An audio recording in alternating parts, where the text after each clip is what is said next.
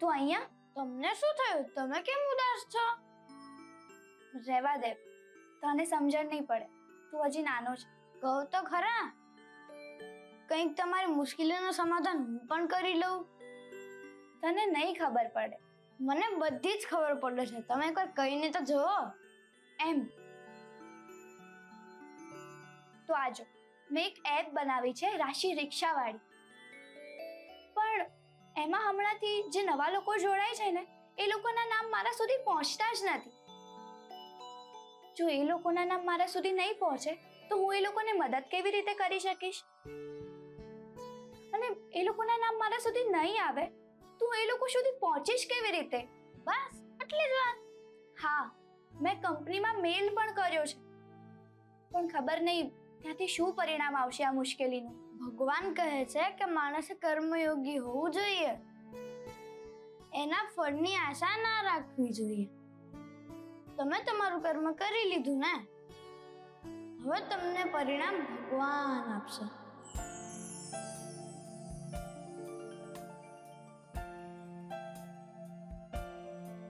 આટલું નાનું બાળક તો પણ એનામાં આટલી બધી સમજણ કેવી રીતે? મારી મુશ્કેલીઓનું સમાધાન એને ક્ષણભરમાં જ કરી દીધું. ગઈકાલે મમ્માને પણ એને વાત્સલ્ય વિશે સમજાવ્યું હતું. આટલી નાની ઉંમરમાં આટલી બધી સમજણ કેવી રીતે? અત્યારે મને પણ કર્મયોગ વિશે શીખવાડ્યું. કેવી રીતે કર્મયોગ થઈને પરિસ્થિતિની વ્યર્થ ચિંતા છોડી દેવાની એ સમજાવીને ગયો. ખરેખર મારી મુશ્કેલીઓનું સમાધાન એ જાણતો જ હતો.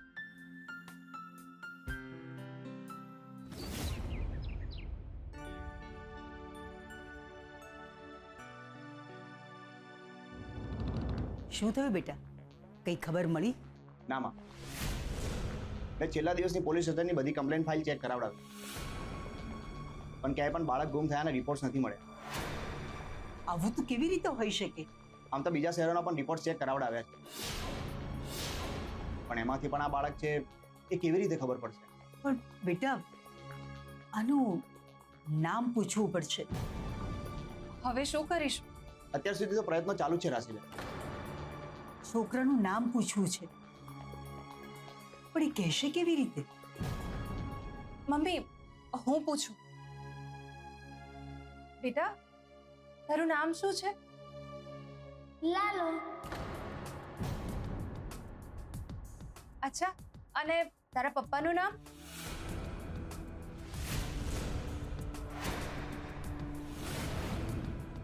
શું થયું, યાદ આવ્યું પપ્પાનું નામ?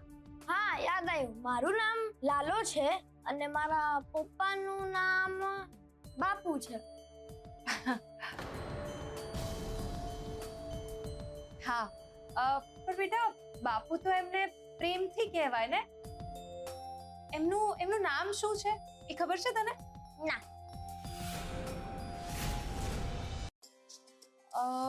અચ્છા, તારા માવડી એમને શું કહીને બોલાવે છે એ તો ખબર હશે ને?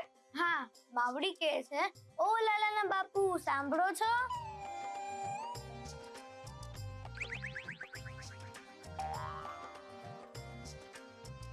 હવે લાલાને એના બાપુનું નામ પૂછવું અઘરું છે. હવે કેવી રીતે આની બધી ખબર પડશે? હા, એ જ. પણ હવે આપણે કરીશું શું? એક કામ થઈ શકે, હું આનો ફોટો પાડીને બધા પોલીસ સ્ટેશનમાં મોકલાવું છું, એટલે ક્યાંક જો આની કોઈ કમ્પ્લેન આવી હશે તો ખબર પડી જશે. હા, એ આઈડિયા સારો છે.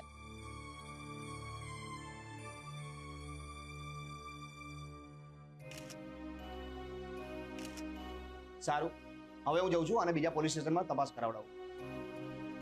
પણ બેટા, સાંજે કૃષ્ણ પૂજા છે એટલે. હા મમ્મી, તમે ચિંતા ના કરશો, હું સમયસર આવી જઈશ.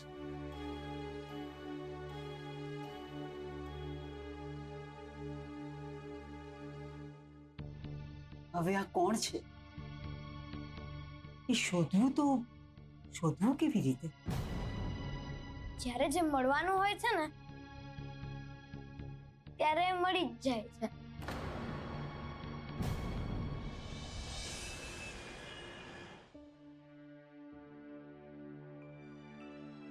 તૃપ્તિ, આલે જ્યુસ.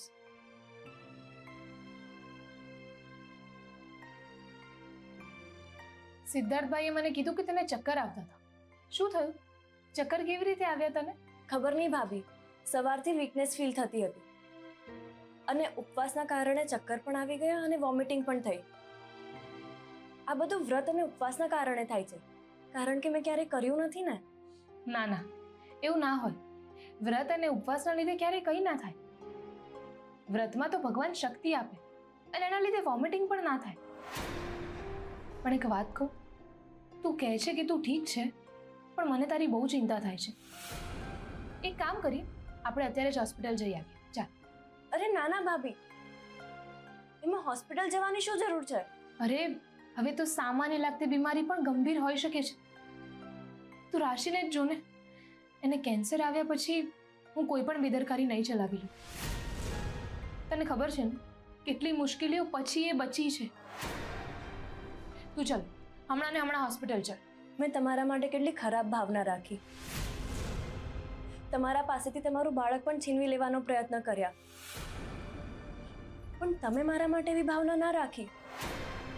કોઈ સાથે કરેલા ખરાબ વર્તનને હું કેવી રીતે ભૂલી શકું? તમે એટલા સરળ કેવી રીતે છો ભાભી? તૃપ્તિ, જેવી રીતે ક્યારેક દોરી ગૂંચવાઈ જાય ને, એવી રીતે મન પણ. પછી એમાંથી બહાર નીકળવા માટે માત્ર ગાંઠ જ ખોલવાની હોય છે, પછી બધું ઠીક થઈ જાય. હું ખરેખર નસીબદાર છું કે તમે મને મળ્યા. હું અને મારું બાળક પણ નસીબદાર છે. અને મારું બાળક તો ખાસ, કારણ કે એને તારા જેવી બીજી મમ્મી મળશે. ચલો હવે જલ્દી હોસ્પિટલ પણ જવાનું છે. અરે નાના ભાભી, હોસ્પિટલ નહીં. તમે વધારે પડતું જ વિચારી રહ્યા છો. મને કંઈ જ નથી થયું. તમે હોસ્પિટલ નહીં આવો તો હું ડૉક્ટરને હમણાં ઘરે બોલાવી લઉં છું. ડૉક્ટરની જરૂર નથી ભાભી, તમે વધારે જ ચિંતા કરી રહ્યા છો. હું ઠીક છું. તો હું એક કામ કરું છું, હમણાં જ લેબમાં ફોન કરી દઉં છું. તમારા ટેસ્ટ કરી લેશે ને પછી રિપોર્ટ પણ આવી જશે. તમે નહીં જ માનો એમ ને? ના, જરાય નહીં માનું. હું તારા માટે જરાય રિસ્ક લેવા માટે નથી માંગતી. હું હમણાં જ ફોન કરીને બોલાવું છું. હા.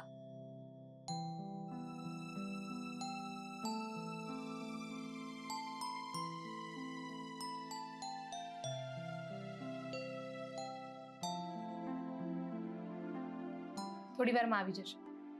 ઓકે. તમારે કંઈ પણ કામ હોય તો મને ફોન કરજો. અહીંયા જ છું. હા.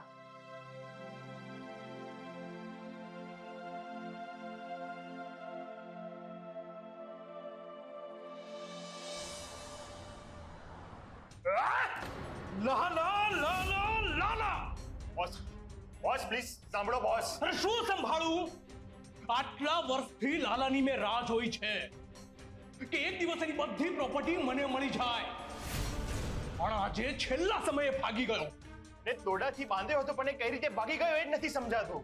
ખબર નહીં આકાશમાં જઈને છુપાઈ ગયો છે કે પાતાળમાં, પણ જો સમયસર નહીં મળ્યો ને, આટલા વર્ષોની મહેનત આપણી પાણીમાં જશે. લાલા લાલા લાલા, ક્યાં છે તું લાલા? આ શું કરો છો તમે? આ લાલાના કપડાં છે. પણ મને એટલા નાના કપડાં થોડી થાય. આ લાલાના નહીં, આ લાલાના કપડાં છે. મારી માવડી કહે છે કે ભગવાન તો બહુ મોટા છે, એને આટલા નાના કપડા ના થાય. પણ ભગવાન છે ને વિશાળ રૂપ પણ ધારણ કરી શકે છે અને સૂક્ષ્મ રૂપ પણ ધારણ કરી શકે છે. એમના પ્રત્યેની આપણી શ્રદ્ધા સાચી હોવી જોઈએ. તમારી શ્રદ્ધા સાચી છે એટલે તો તમારા ઘરે લાલો આવ્યો છે. એટલે તું તારી જાતને ભગવાન માને છે? કેમ બાળક ભગવાનનું રૂપ ના હોય? હા, સાચી વાત છે.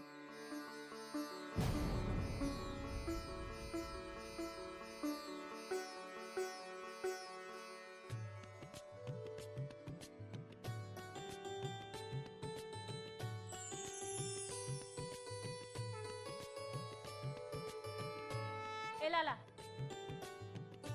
આ મુકટ પહેરીને જો જાય છે? સાંભળ, આ મુકટ તારો નહીં, લાલાનો છે. આપી દે મને. કેમ હું બી તો લાલો છું, આ કપડા મારા બી તો છે.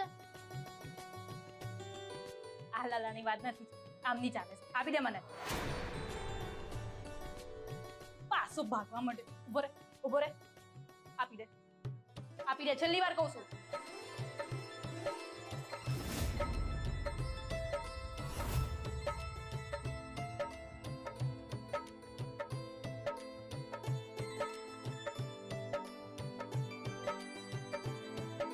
આનામાં જેટલી શક્તિ છે બા.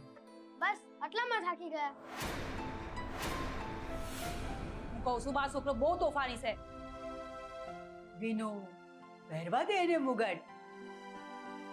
હમણાં જે કહેતો કે બાળક તો ભગવાનનું રૂપ હોય છે. સાચી જ વાત છે ને?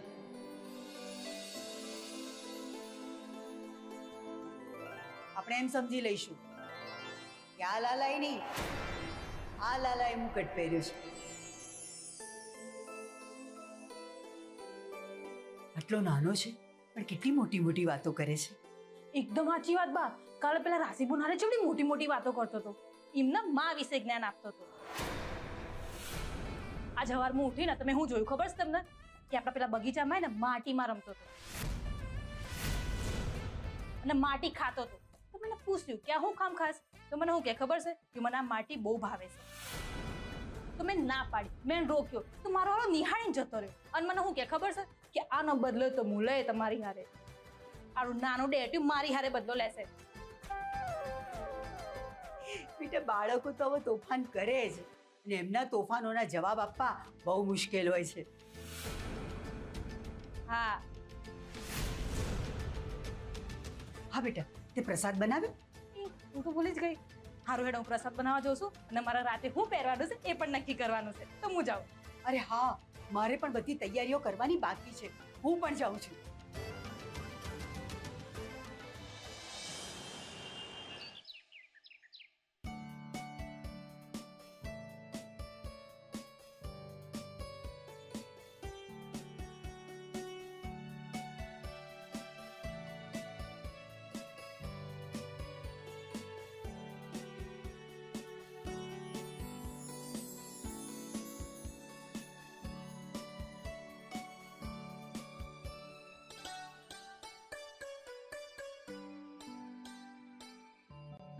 આ શું કરે છે તું અહીંયા? હું તો આ જોઉં છું. આ શું છે?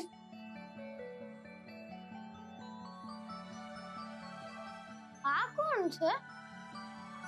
આ મારો દીકરો છે. એને હું ખૂબ પ્રેમ કરું છું. બધી જ માં એમના બાળકને પ્રેમ કરે જ છે ને. એમાં શું નવું છે? તારી વાત સાચી છે બેટા. બધી માના નસીબમાં બાળકનો પ્રેમ હોય છે જ, પણ મારા નસીબમાં નથી. તમે કેમ આવું બોલો છો? હું આવું એટલા માટે બોલું છું કે હું વર્ષો સુધી મારા દીકરાથી બહુ દૂર રહી હતી.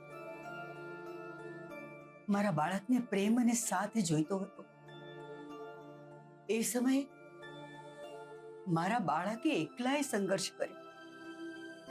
વર્ષો પછી એ ઘરે આવ્યો. હું મારા બાળક સાથે ના રહી શકી એ મારું ભાગ્ય હતું. તમને ખબર છે માના ભાગનો પ્રેમ એમને મળે જ છે. તમને ખબર છે ભગવાન રામ પણ કૌશલ્યમાંથી 14 વર્ષ દૂર રહ્યા. એટલે જ પોતાના બાળકનો પ્રેમ પામવા માટે એમને ફરીથી જન્મ લેવો પડ્યો અને એ જશોદા બન્યા. ભગવાન કૃષ્ણ એમના સાથે 14 વર્ષ રહ્યા અને એમને પ્રેમ આપ્યો. એવી જ રીતે માણસ હોય કે ભગવાન, માના પ્રેમનો ઋણ દરેકને ચૂકવવો જ પડે છે. એ આટલો નાનો થઈને આટલી મોટી મોટી વાતો કરે છે તું? પણ સારી સારી કરું છું ને.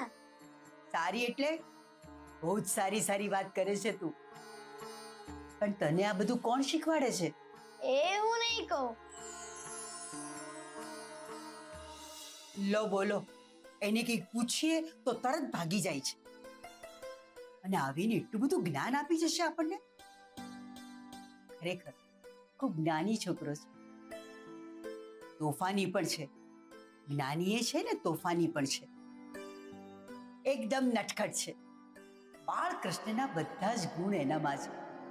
એની માં કેટલી ભાગ્યશાળી હશે કે જેણે આવા બાળકને જન્મ આપ્યો.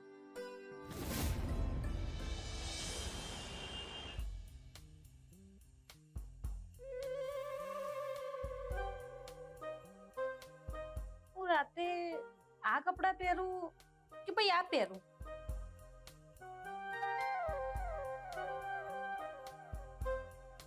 આ જ પહેરું છું, પણ આમાં બંગડી, હાર પહેલા એ બધું નક્કી કરી લઉં પછી પહેરું છું.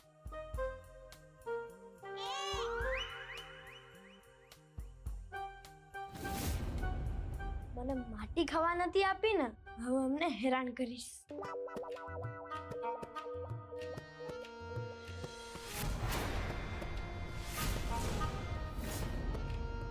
આ મારા કપડાં છે જતા રહ્યા.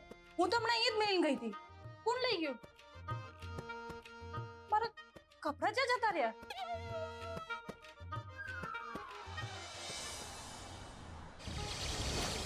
લે આ ફોટો દરેક જગ્યાએ પહોંચાડી દે.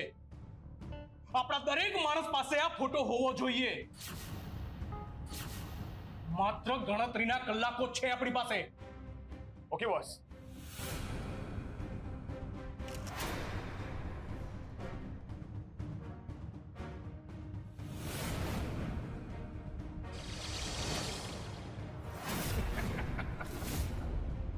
લાલા લાલા લાલા, તું તો ગયો.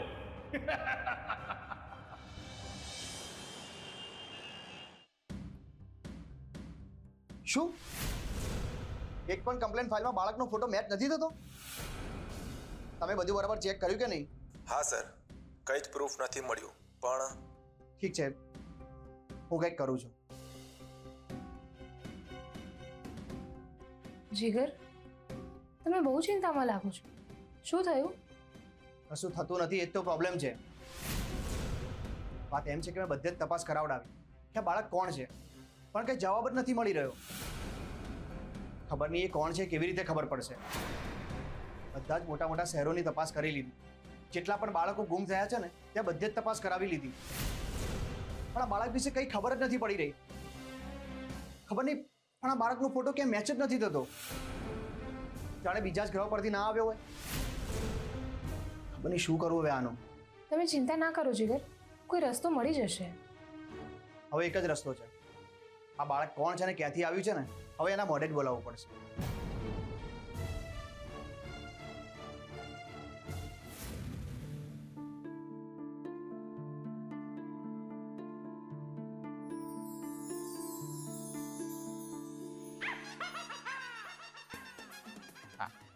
તો આવી ગયો? બેસ, હું છે ને બધાને નાસ્તા હાટું બોલાવીને આવું, પછી તને જોડે નાસ્તો આલું. હો,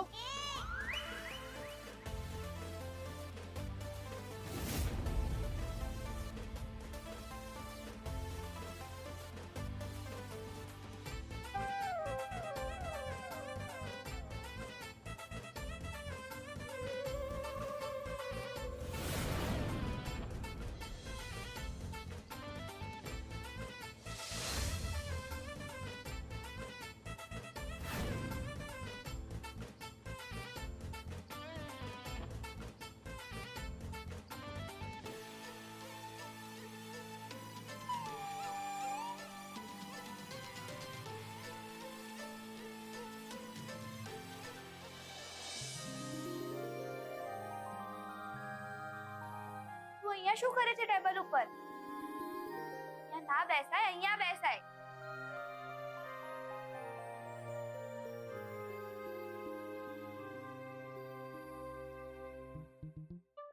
વિનુ અંકલ, આ બ્રેડ પર લગાવવા માટે માખણ આપો ને. હા દીકુ બોન, આમ જ છે, જોવા ને માખણ ક્યાં છે? અહીંયા નથી.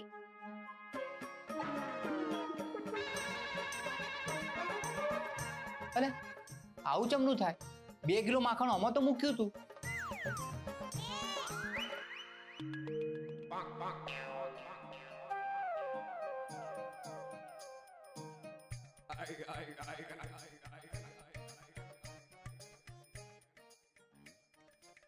પણ મને ખબર છે આ માખણ ક્યાં ગયું છે. આ લાલાના પેટમાં. એટલે તે ખાધું માખણ એમ? હા, મને બહુ ભાવે છે. ના ના, એટલે બધું માખણ તું ખાઈ ગયો? હા. એટલે એવું ચમનું થાય 2 કિલો માખણ હતું, આવડું છોકરું કઈ રીતે ખાઈ શકે? હજુ છે? લે, મને તો હજી જોઈએ છે. કમાલ છો તું એ. પણ હવે નથી ખાવાનું, તબિયત બગડે. મારી નહીં બગડે. મને કોઈ પહોંચાય એમ નહીં. ઉપર લઈ આવ.